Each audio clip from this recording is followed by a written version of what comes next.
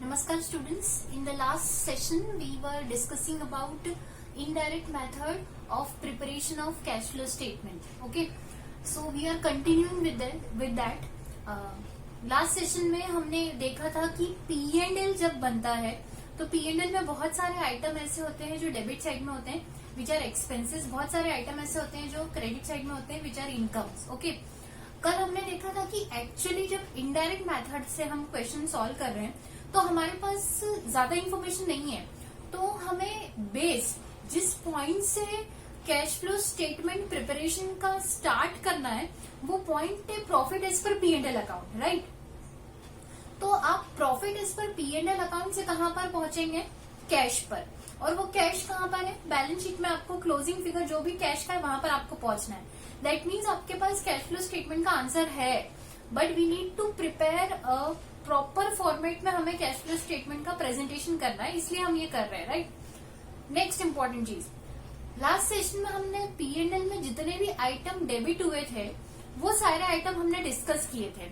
कुछ आइटम ऐसे थे जो ऑपरेटिंग है, कुछ आइटम ऐसे हैं जो इन्वेस्टिंग है, कुछ फाइनेंसिंग है. अच्छा, कुछ आइटम ऐसे हैं जो नॉन कैश आइटम है. नॉन कैश आइटम है इन द सेंस जिसका कैश से कोई लेना देना नहीं है. They have nothing to do with the cash flow statement, but वो P&L अकाउंट में कंसीडर किए गए हैं बिकॉज वो पर्टिकुलर उस ईयर से रिलेटेड जिस भी फाइनेंशियल ईयर का फाइनेंशियल स्टेटमेंट बना रहे हैं या P&L बैलेंस शीट बना रहे हैं उससे रिलेटेड वो एक्सपेंस या इनकम है, इसलिए वो P&L अकाउंट में आया है, राइट. बट उसका कैश फ्लो स्टेटमेंट से कोई लेना देना नहीं है because they are not the cash transactions. जैसे कि डेप्रिसिएशन नॉन कैश आइटम है, राइट. देन आउटस्टैंडिंग एक्सपेंसेस अभी तक पे नहीं हुए हैं, नॉन कैश आइटम है, right. So there are few things जिसका इम्पैक्ट P&L अकाउंट पर तो जाएगा लेकिन कैश फ्लो स्टेटमेंट पर नहीं जाएगा, राइट.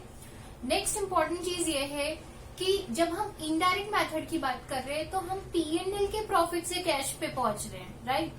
सो P&L का profit is our base point है, राइट. इसका मतलब ये हुआ कि बहुत इंपॉर्टेंट है ये चीज समझना कि जो P&L अकाउंट का प्रॉफिट आया है उसमें किस किस आइटम का इम्पैक्ट गया है, क्योंकि P&L का जो प्रॉफिट आया है वो आता कैसे है?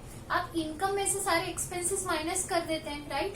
इसका मतलब आपने जितने भी P&L में इनकम और एक्सपेंस के आइटम्स है वो इम्पैक्ट देने के बाद आपका वो प्रॉफिट का फिगर आया है. और उस P&L में बहुत सारे आइटम ऐसे हैं जो नॉन कैश है या अलग अलग कैटेगरीज ऑफ एक्टिविटीज से वो बिलोंग करते हैं, राइट.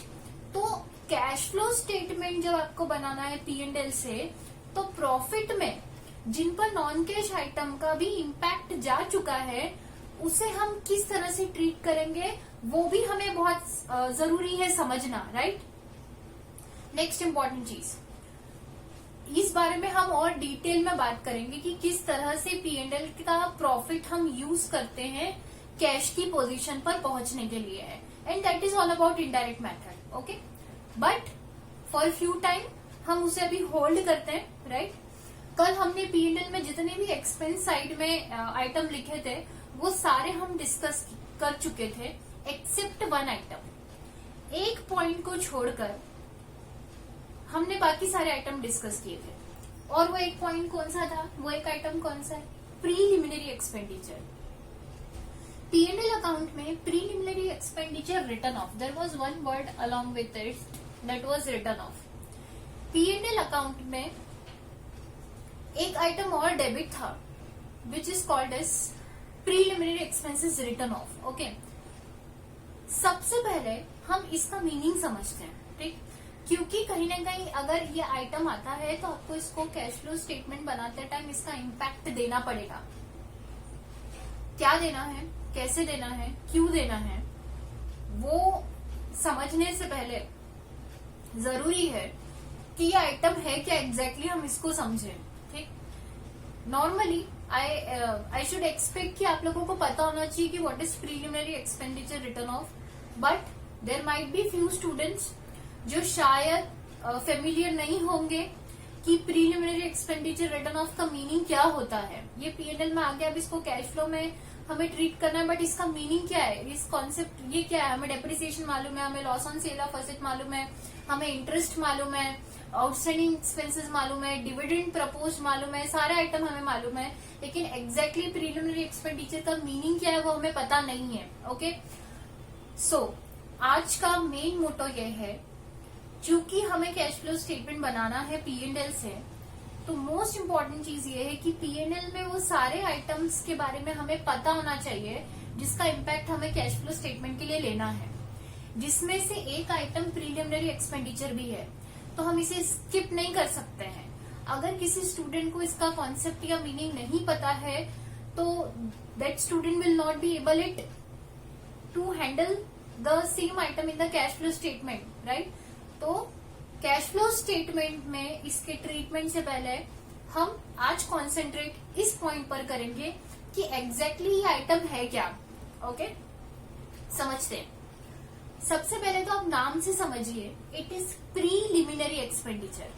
सो प्रीलिमिनरी एक्सपेंडिचर मतलब क्या होता है, प्री मतलब पहला, राइट।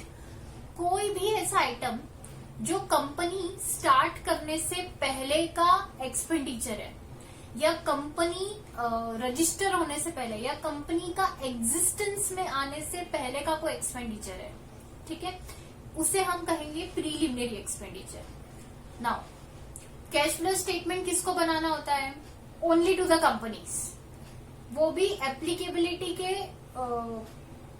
एलिजिबिलिटी में आनी चाहिए या कंसिडरेशन में आना चाहिए, तभी उसके ऊपर कैश फ्लो स्टेटमेंट एप्लीकेबल है और उसी को कंपलसरी है कैश फ्लो स्टेटमेंट बनाना, राइट। सो हमें एक चीज पता है कि कंपनी के केस में कैश फ्लो स्टेटमेंट कंपलसरी है।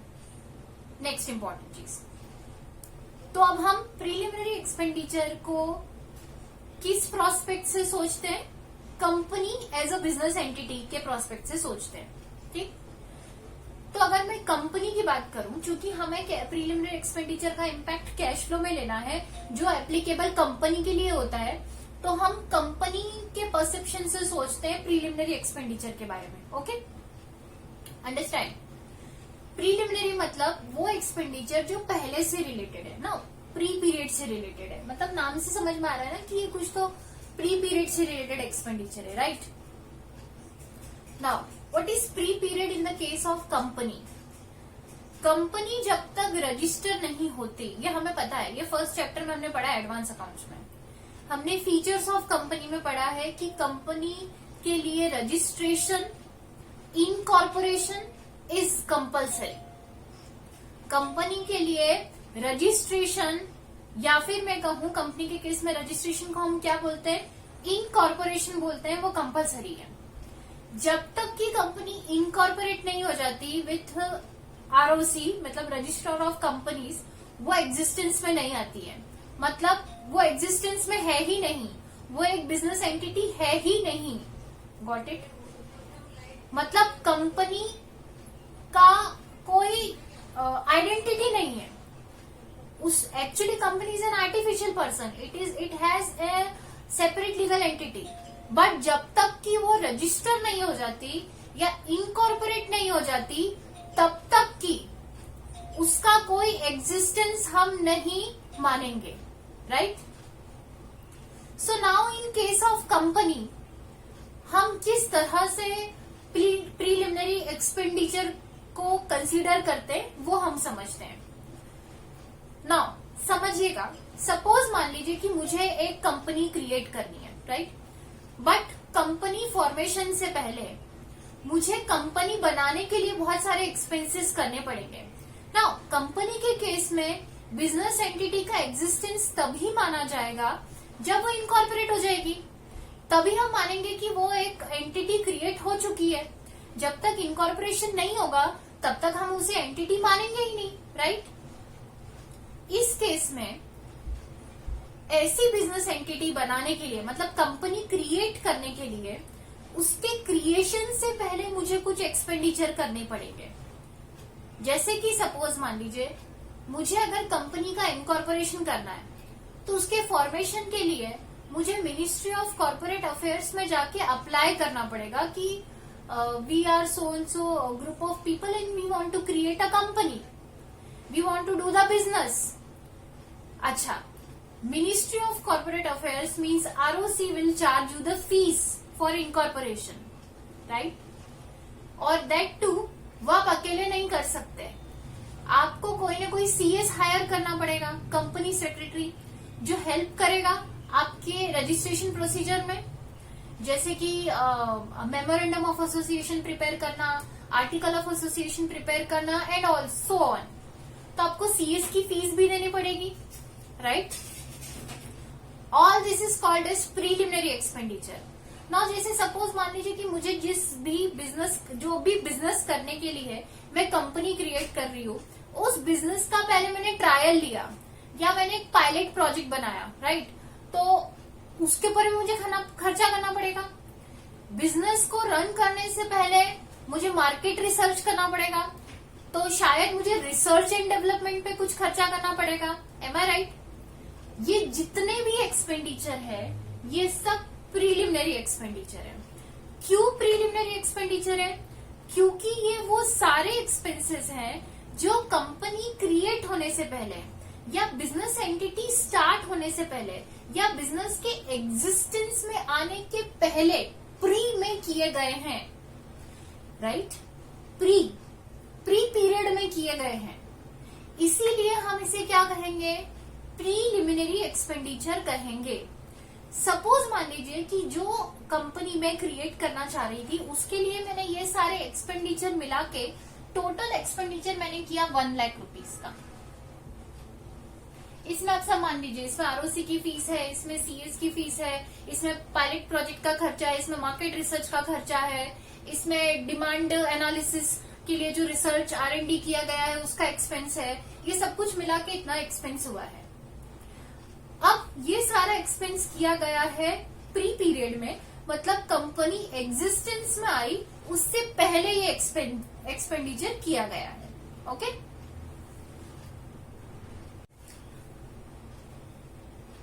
नाउ आपका जो प्रीलिमिनरी एक्सपेंडिचर है उसका टोटल फिगर है 1 लाख रुपीस.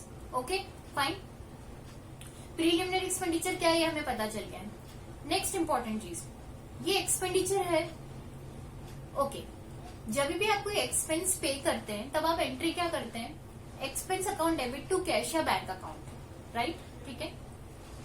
बट एंट्री करने के लिए, बुक्स ऑफ अकाउंट्स प्रिपेयर करने के लिए इंपॉर्टेंट चीज ये है कि आप जब भी जर्नल एंट्री या कोई भी ट्रांजैक्शन रिकॉर्ड करते हैं तो आप एक बिजनेस एंटिटी के बुक्स में करते हैं, एक पर्टिकुलर फाइनेंशियल ईयर में करते हैं, राइट?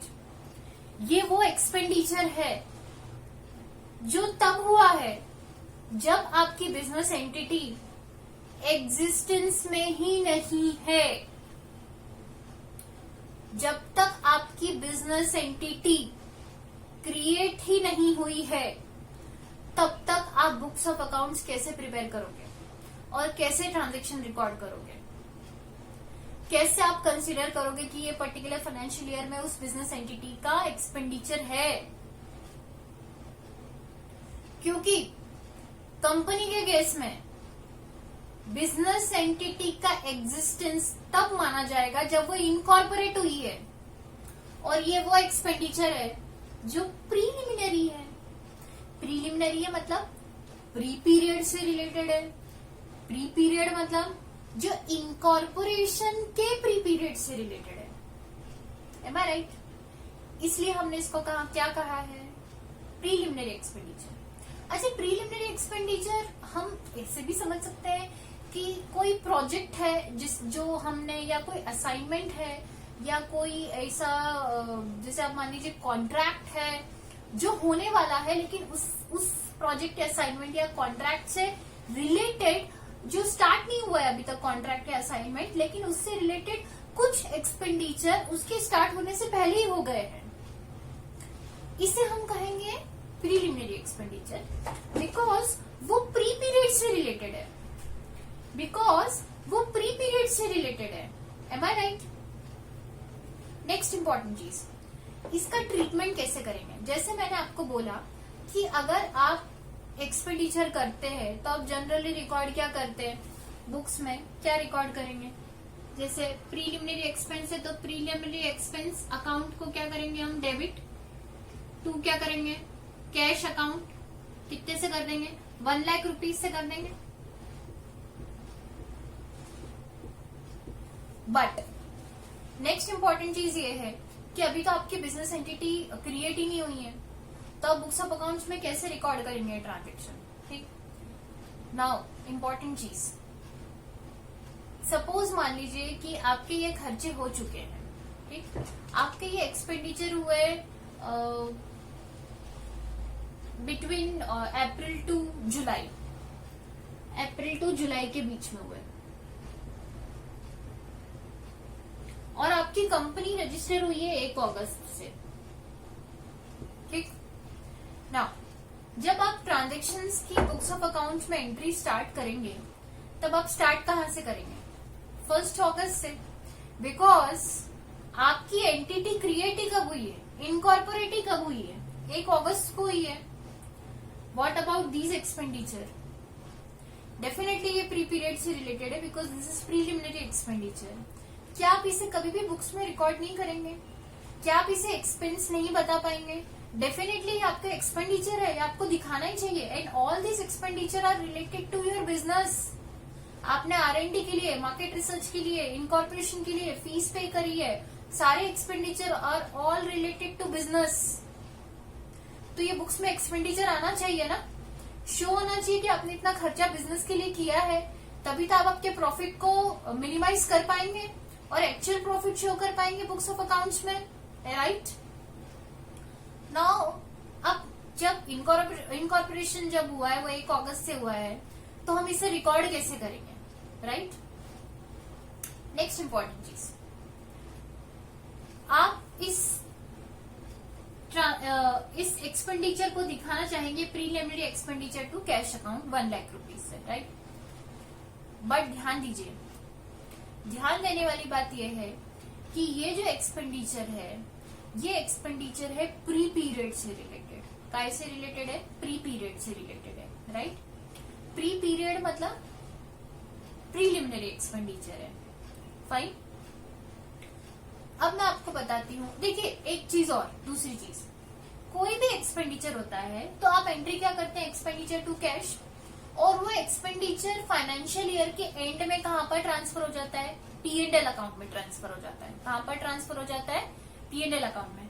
सपोज मान लीजिए कि ये प्रीलिमिनरी एक्सपेंडिचर ना होकर कोई और एक्सपेंस होता, तो एक्सपेंस टू कैश हम करते हैं, और लास्ट में जब P&L प्रिपेयर होता तो एंट्री क्या होती, मतलब ये एंट्री होने के बाद एंट्री क्या होती, अगर ये एक्सपेंस है तो एक्सपेंस टू कैश, ठीक। लास्ट में जब क्लोजिंग एंट्री होती है तो एंट्री क्या होती, P&L अकाउंट डेबिट टू क्या हो जाता, एक्सपेंस अकाउंट, कितने से, 1 लाख से, राइट। तो P&L में पोस्टिंग क्या हो जाती, टू एक्सपेंडिचर, P&L में पोस्टिंग होती ना इसकी, टू एक्सपेंडिचर, कितने से होती, 1 lakh rupees. Now this is usually, ये वो एंट्री है जो हर एक्सपेंडिचर की होती है, एम आई राइट। बट ये जो P&L बनता है, ये P&L बनता है एक पर्टिकुलर पीरियड का, जिस दिन से आपकी एंटिटी स्टार्ट हुई है उस दिन से लेकर तो 31 March of the end, last date of the financial year. That means ये P&L अगर बनेगा तो ये बनेगा 1 अगस्त से 31 मार्च तक का।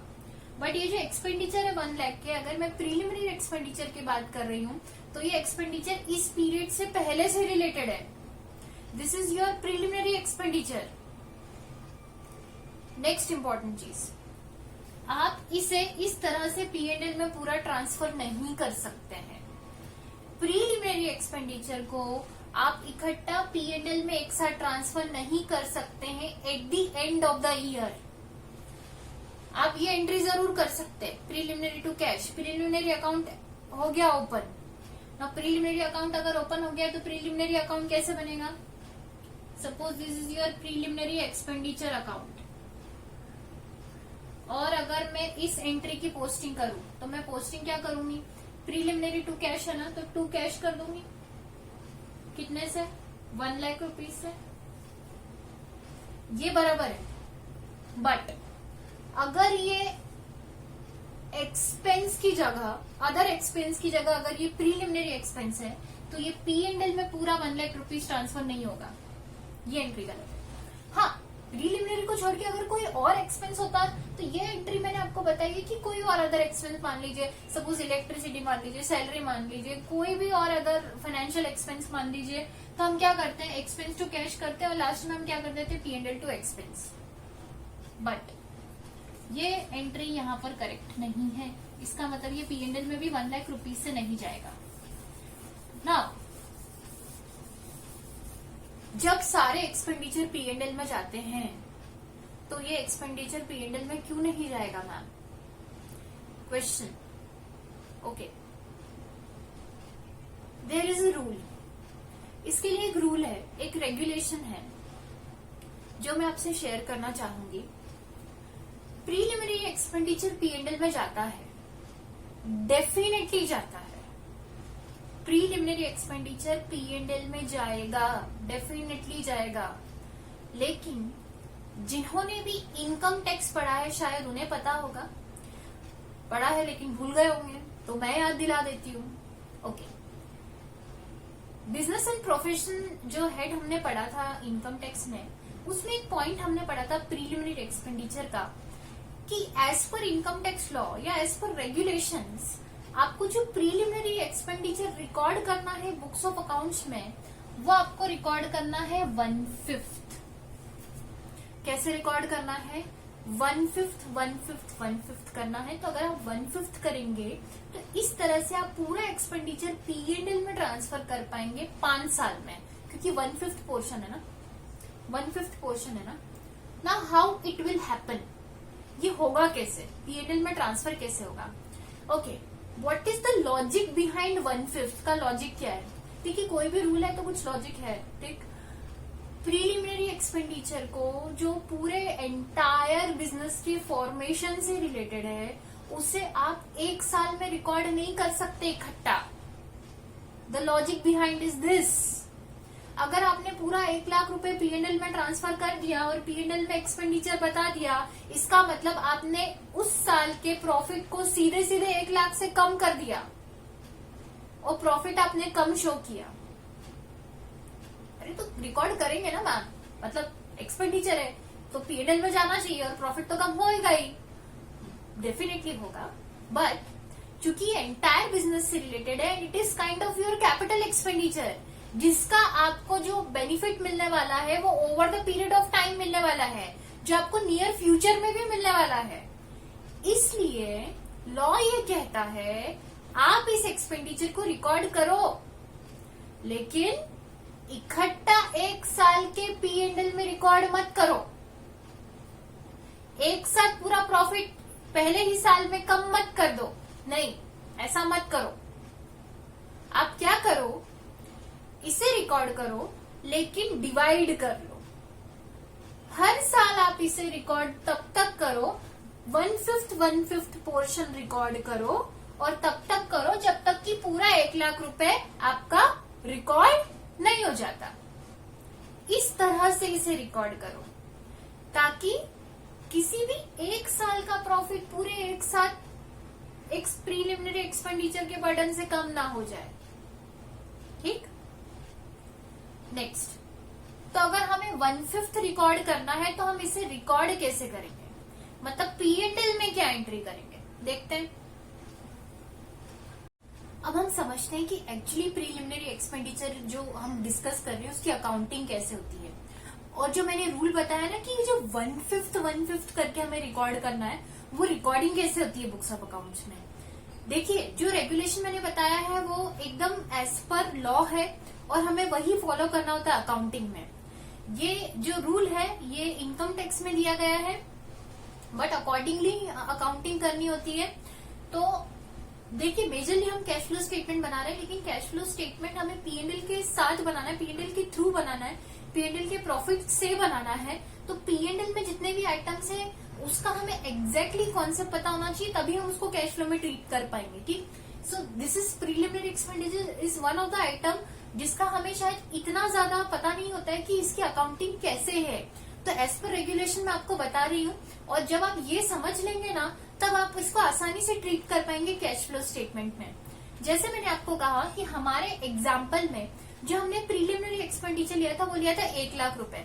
तो जैसे फर्स्ट ईयर जब कंपनी इनकॉर्पोरेट होने वाली है उस साल मैंने कुछ एक्सपेंडिचर किए प्रीलिमिनरी एक्सपेंडिचर, पर इनकॉर्पोरेट हुई नहीं थी क्योंकि इनकॉर्पोरेशन के पहले या मतलब प्री प्रोजेक्ट से रिलेटेड है ये, इसलिए मैंने इसको क्या कहा प्रीलिमिनरी एक्सपेंडिचर।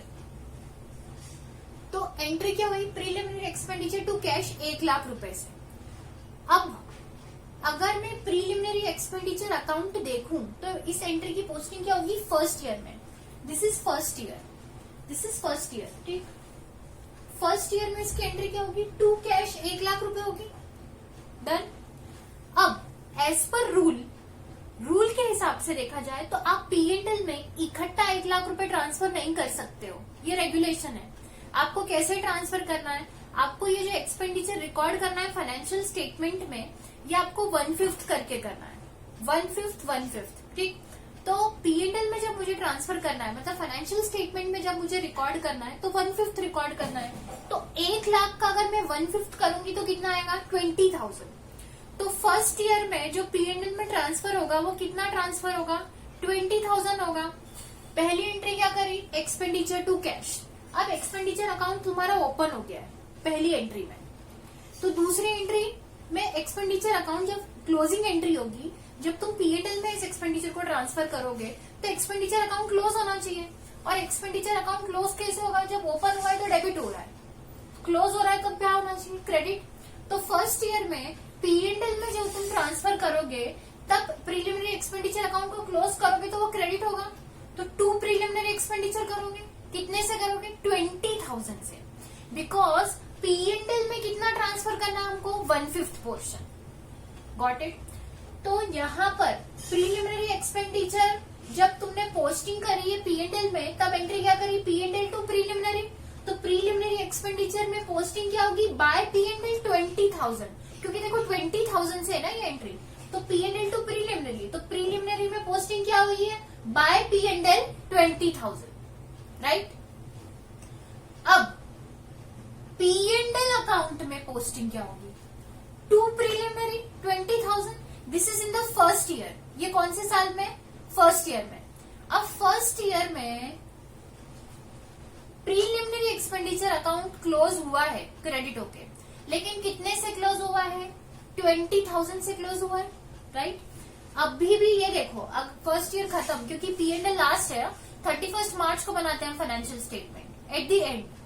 तो उस साल में जब तुम ये बुक्स क्लोज करोगे, जब तुम ये लेजर क्लोज करोगे तो प्रीलिमिनरी एक्सपेंडिचर ओपन कितने से हुआ है 1 लाख से हुआ है, और क्लोज कितने से हुआ है ओनली 20,000 से, दैट इज 1/5 पोर्शन से क्लोज हुआ है। तो इस लेजर का बैलेंस देखो, ये डेबिट साइड है ये क्रेडिट साइड है। दिस इज टी शेप वाला मैंने लेजर बनाया है। तो ये फर्स्ट ईयर का है, ये सेकेंड ईयर का है, थर्ड फोर्थ फिफ्थ ईयर का, इस तरह से बनाया है। बैलेंस कितना आ रहा है 80,000 आ रहा है, 1 लाख माइनस 20,000। ये बैलेंस कहाँ लिखा हुआ है क्रेडिट साइड पे लिखा हुआ है। This is your debit side, this is your credit side, simple. Balance लिखा कहाँ पर है क्रेडिट साइड पे, लेकिन इस बैलेंस का नेचर कैसा है डेबिट ना, क्योंकि डेबिट साइड का टोटल ज्यादा आ रहा है ना, 1 लाख माइनस 20,000। तो 80,000 फर्स्ट ईयर में क्लोजिंग बैलेंस आ रहा है प्रीलिमिनरी एक्सपेंडिचर अकाउंट का, and that is your debit balance. अब जो पीएनएल में जाना था वो तो कितना गया 20,000 गया, राइट। तो वो तो 20,000 चला गया पीएनएल में। अगर अभी भी किसी भी लेजर का क्लोजिंग बैलेंस बाकी है, इसका मतलब वो बैलेंस कहाँ जाएगा बैलेंस शीट में। जो आइटम पीएनएल में नहीं जा रहा है वो आइटम कहाँ जाएगा बैलेंस शीट में जाएगा। सिंपल सी बात है, अगर किसी लेजर का डेबिट बैलेंस आ रहा है मतलब ये आपके असेट का नेचर है। 80,000 आपका डेबिट बैलेंस आ रहा है मतलब वो उसका नेचर क्या है, उसका नेचर है असेट का, बिकॉज ऑल असेट्स का नेचर क्या होता है डेबिट नेचर की होती है सारी असेट्स। 80,000 रुपीज बैलेंस शीट में फर्स्ट ईयर की बैलेंस शीट में असेट साइड में जाएगा। Got it, got it. Next मतलब असेट्स में फर्स्ट ईयर में असेट्स में कितना दिखेगा वो 80,000। नेक्स्ट ईयर जब सेकेंड ईयर की अकाउंटिंग होगी, तो जब सेकेंड ईयर की अकाउंटिंग होगी तो ये वाला जो बैलेंस है वो हम सेकेंड ईयर में क्या करेंगे, ब्रॉट डाउन करेंगे। तो ये 80,000 रुपीज मैंने ऊपर से क्या कर लिया, ब्रॉट डाउन कर लिया। अब सेकेंड ईयर में चूंकि उन्होंने क्या बोला है कि 1/5 हर साल हमको क्या करना है, राइट ऑफ करते जाना है और रिकॉर्ड करते जाना है P&L में। ठीक, एक साथ नहीं किया हमने, 1/5 किया ना। तो सेकेंड ईयर में हम लोग एंट्री क्या करेंगे, सेकेंड ईयर में P&L to preliminary second year में अगेन हम ट्रांसफर करेंगे कितना, 20,000। कितना ट्रांसफर करेंगे, 20,000 रुपीज अगेन हम ट्रांसफर करेंगे। Got it? सो ये सेकेंड ईयर में ट्रांसफर होगा P&L to preliminary expenditure 20,000 rupees से। नेक्स्ट, प्रीलिमिनरी में पोस्टिंग क्या होगी, बाय P&L सेकेंड ईयर में हो जाएगा 20,000 से। और अभी भी देखो बैलेंस कितना बचेगा, 80,000 माइनस 20,000, क्योंकि डेबिट साइड 80,000 है और क्रेडिट साइड का वेटेज कम है। तो बैलेंस कहाँ पर लिखा है, 60,000। क्रेडिट में लिखा है क्लोजिंग बैलेंस है, लेकिन वेटेज कौन सी साइड का रहता है, डेबिट। तो ये जो 60,000 का जो क्लोजिंग बैलेंस आ रहा है, इसका नेचर कैसा आ रहा है, डेबिट। मतलब सेकेंड ईयर में बैलेंस शीट में असेट साइड में कितना जाएगा, प्रीलिमिनरी एक्सपेंडिचर 60,000 और P&L में कितना जाएगा, 20,000। तो देखो P&L जो सेकेंड ईयर में मैंने रिकॉर्ड किया 20,000 रिकॉर्ड किया। Got it? अब थर्ड ईयर आएगा, थर्ड ईयर में अगेन हम लोग कितना रिकॉर्ड करेंगे, 1/5। तो थर्ड ईयर में अगेन हम जब P&L में 1/5 ट्रांसफर करेंगे तो एंट्री क्या करेंगे, P&L टू प्रीलिमिनरी एक्सपेंडिचर 20,000। देखो प्रीलिमिनरी एक्सपेंडिचर जब डेबिट किया था, ओपन किया था, तो कितने से किया था, 1 लाख से किया था। फर्स्ट ईयर में हमने उसको क्लोज कर दिया कितने से, 20,000 से। सेकेंड ईयर में हमने उसको अगेन क्रेडिट किया, क्लोज किया कितने से, 20,000 से। अब थर्ड ईयर में जब हम क्लोज करेंगे तो क्रेडिट करेंगे, डेबिट क्या करेंगे, P&L कितने से, 20,000 से 1/5 1 लाख का 1/5। ठीक,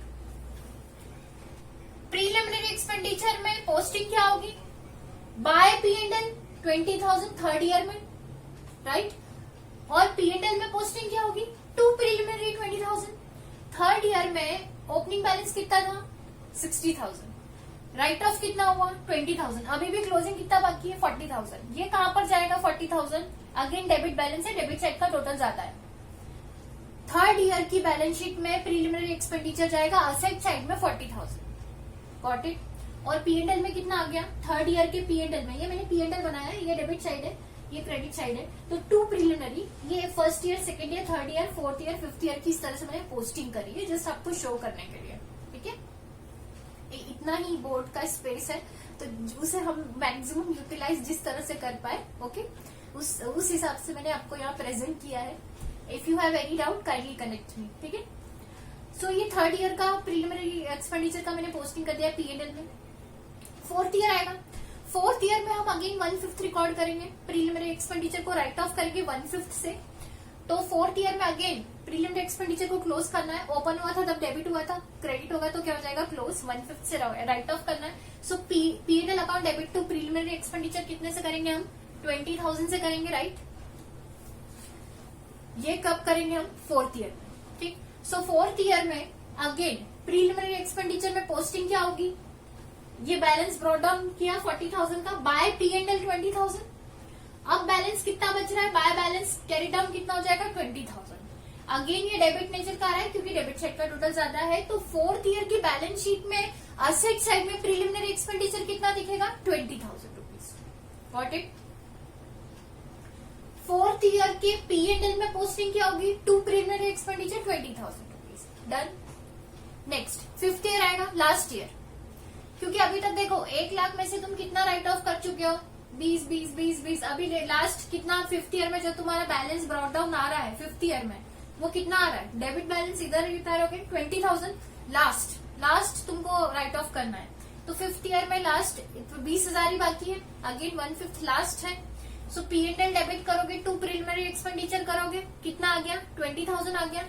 तो प्रीलिमिनरी एक्सपेंडिचर में पोस्टिंग क्या होगी, बाय P&L। अब देखो लास्ट फिफ्थ ईयर में प्रीलिमिनरी एक्सपेंडिचर का कोई बैलेंस नहीं बच रहा है, कोई बैलेंस नहीं बच रहा है, डेबिट 20,000, क्रेडिट 20,000, नो निल, पूरा टैली हो गया ना, लेजर टैली हो गया, कोई बैलेंस ही नहीं बच रहा है। तो बैलेंस शीट में कुछ भी नहीं जाएगा, बैलेंस शीट में जाने के लिए कुछ बैलेंस है ही नहीं ना अब तो। लेकिन 5th ईयर में P&L में कितना आ जाएगा, टू प्रिलिमिनरी एक्सपेंडिचर 20,000 रुपीज। कुछ बात समझ में आ रही है?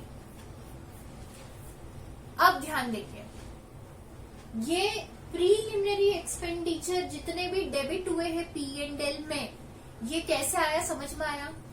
कल हमने P&L में एक आइटम डेबिट किया था, प्रीलिमिनरी एक्सपेंडिचर, राइट? मैंने एक एग्जांपल के लिए लिया था, to preliminary expenditure written off, debit में आता है। वो क्यों आता है, ये समझ में आया? क्योंकि प्रीलिमिनरी एक्सपेंडिचर हम हर साल क्या कर रहे हैं, राइट ऑफ करते जा रहे हैं। तो जितना भी हम राइट ऑफ कर रहे हैं ना, उतना हम P&L में क्या करते हैं, डेबिट करते हैं। दूसरी इंपॉर्टेंट चीज ये है कि ये जो 1 लाख रुपया पैसा गया है, मतलब कैश आउटफ्लो हुआ है, एक्सपेंडिचर हुआ है, लेकिन कब हुआ है, फर्स्ट ईयर में ही हो गया है ना। ये तो अगर मैं बात करूं, ये तो सिर्फ एक्चुअली ये तो प्री पीरियड से रिलेटेड है, ये तो इस फाइनेंशियल ईयर में हुआ ही नहीं, मतलब कैश का इस फाइनेंशियल ईयर में इसमें कैश का ट्रांजेक्शन है ही नहीं। फर्स्ट ईयर में भी ये पर्टिकुलर उस पीरियड के लिए, जिस पीरियड की आप अकाउंटिंग कर रहे हो, उसका कैश आउटफ्लो नहीं है, ये कैश आउटफ्लो तो प्री पीरियड से रिलेटेड है। लेकिन हर साल आपने इसको क्या किया, राइट ऑफ किया और P&L में शो किया है। हर साल आपने एक्सपेंसिव रिकॉर्ड किया है।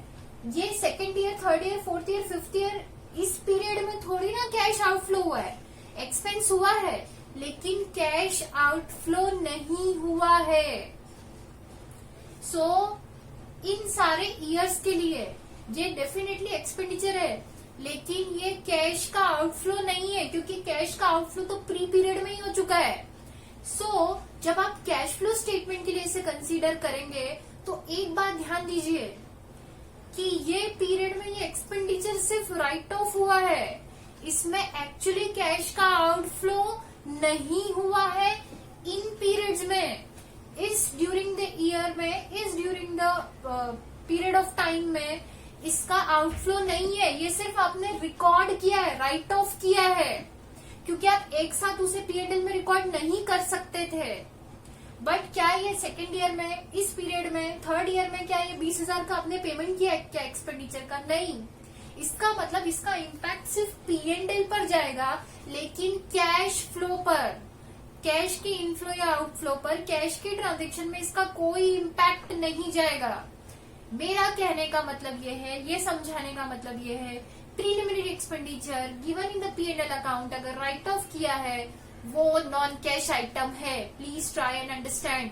आपने सिर्फ उसे रिकॉर्ड किया है बुक्स में, आपने सिर्फ प्रॉफिट को कम किया है, लेकिन कैश का आउटफ्लो नहीं है, वो कैश आइटम नहीं है। Got it? जब आप ये बात समझ जाएंगे, तब इजीली समझ जाएंगे कि अब हमें इसका ट्रीटमेंट कैश फ्लो स्टेटमेंट में किस तरह से करना है। और अब आज इस सेशन में हम सारे आइटम समझ चुके हैं कि P&L में क्या क्या आता है। अब ये आइटम रिकॉर्ड होने के बाद नेट प्रॉफिट आता है। नेक्स्ट सेशन में हम समझने वाले हैं उस नेट प्रॉफिट से अब हमें कैश फ्लो स्टेटमेंट कैसे बनाना है। Got it?